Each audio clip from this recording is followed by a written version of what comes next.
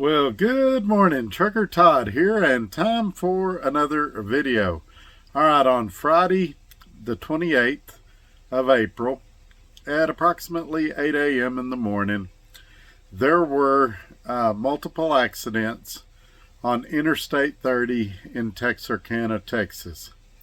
I learned on that day that there are normally a lot of accidents there. They're having construction. People are going way too fast. Many things are happening there. And it turns out I was one of the vehicles involved in that accident. Now, I put out a post on that day, a community post, saying that I had been in a pretty bad accident, and said that I wouldn't be commenting on it anymore or anything like that until the dust settled. Well, what happened was a lot of things got said. People were concerned that I had been injured, and so I just wanted to make a follow-up video and explain what I could tell you about the event. And obviously, until the dust settles, there's a lot of things I can't say.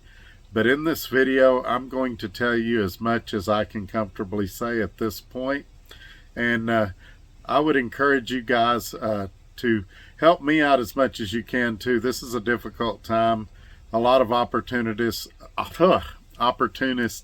have seen this as an opportunity to attack me, and it's really sad. Also, some people that I generally didn't expect have been really kind to me, and we're going to talk about those people as well. So you guys give me a thumbs up. Share this social media. Share this on your social media. My brain's still a little rattled from everything. And make sure you're still subscribed. All that good stuff. You know what to do. There's going to be information down in the description below. Check that out, including how you can help the channel if you want to. I'm going to tell you what's going on with me right now, my status with F2F as I know it, and all of that. So y'all stay with me. We're going to cue up the music, and then we'll jump right in. Here we go.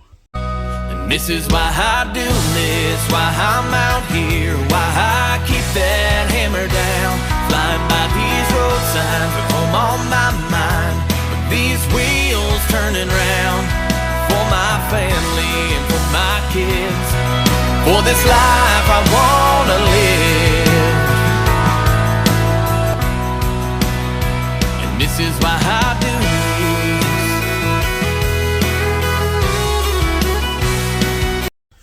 Alrighty, we're back. So, man, I don't know where to start. I can't talk a lot about the accident, so we're not going to do that. But I am going to talk about the truck just a little.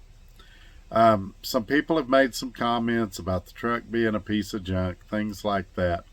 And I would like to remind everybody that truck had been through 3 DOT inspections within the last 90 days. Earlier that day, it had received a perfect inspection, or I guess it would have technically been the night before. The night before, it had received a perfect inspection from the West Memphis, Arkansas DOT scale. It had also just spent several days in a shop in Chattanooga, Tennessee, where they went over that truck with a fine-tooth comb and even found and repaired things that weren't on my original request of things to be done to the truck. So this was by no means a truck that was lacking in maintenance or was not properly taken care of. The only thing that truck was guilty of was being ugly, and it was ugly, and I never said it was a pretty truck. But there's been some comments, some speculation that the truck was a piece of junk, and that's simply not true. I spent thousands of dollars making that a good truck. So there was also some comments about how did I find time to put out a community post. And I feel like, you know, normally I don't address critics for things like this, but it's a valid concern.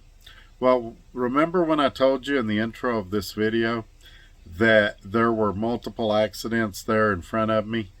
And mine wasn't even the most severe one. They showed there's news reports for the area. There was a red Peterbilt that was turned over. There were several cars that was turned over. It was really a bad accident. And to the best of my knowledge, nobody has died. For the one that I was in, 2 people were taken to the hospital with minor injuries. And it's my hope and prayer that they've made a full recovery and that they're doing good. I'm not going to comment on fault or details of the accident at this time. As I said, we're going to wait for the dust to settle. But that's what I want to say about that. And so, anyway, because of those other accidents, the interstate was shut down for several hours.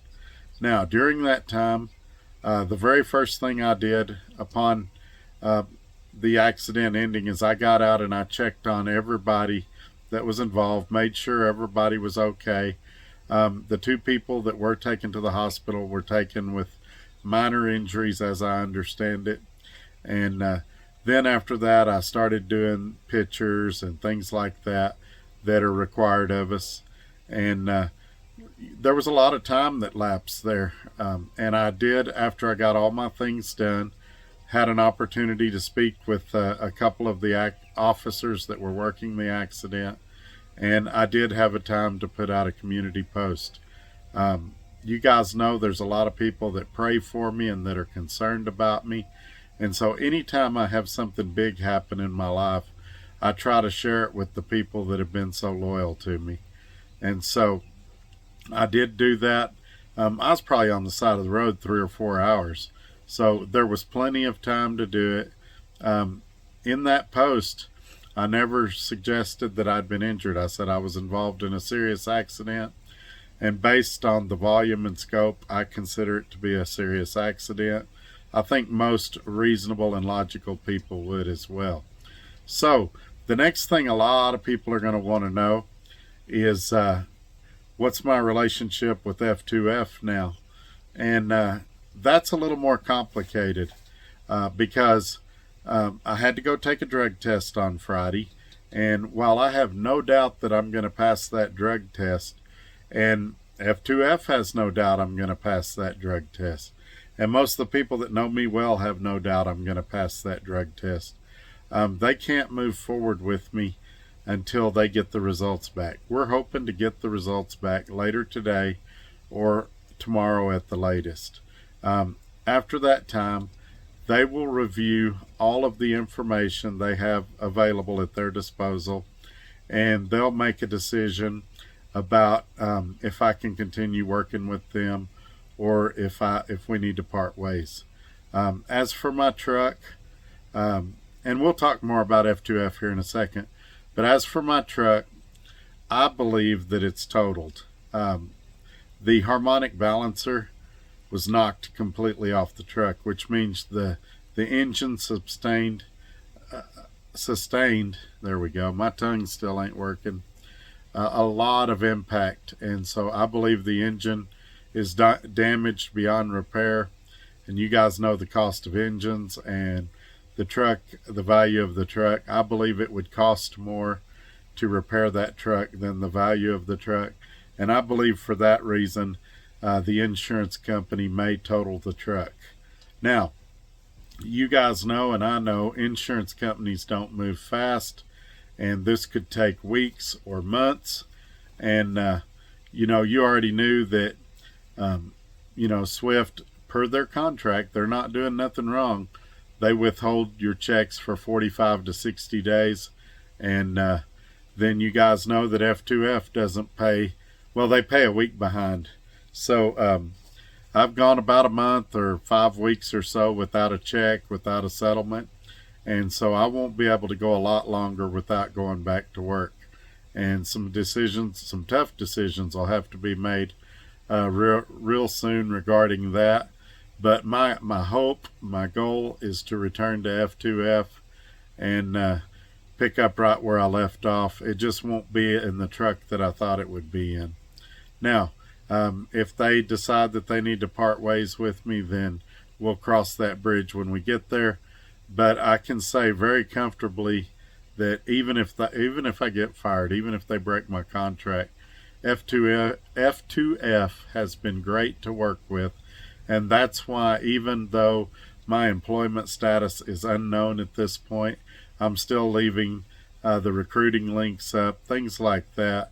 A good friend of mine is supposed to be starting orientation there on Tuesday. There may be more. That's the only one I know about. And I wish him the best. He called me, and I told him, hey, they're great people. Make sure you meet this person, meet that person. They're really great people. And I'm going to feel that way regardless of what decisions they have to make. None of this, absolutely none of this is F2F's fault.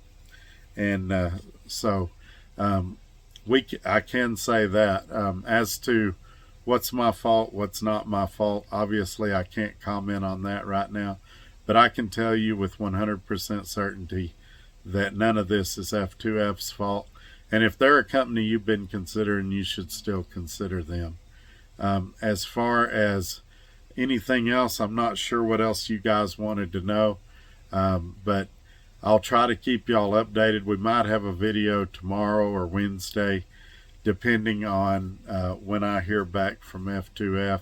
I can tell you that even my driver advocate, even though she was on, I don't know if it's personal time or vacation time, she reached out to me via email and asked how I was. I can also tell you that some guys that I've been really critical of, Contractors Corner, both of them didn't reach out to me, but Jeff of Contractors Corner reached out to me with some really nice text messages and text messages of concern. And so,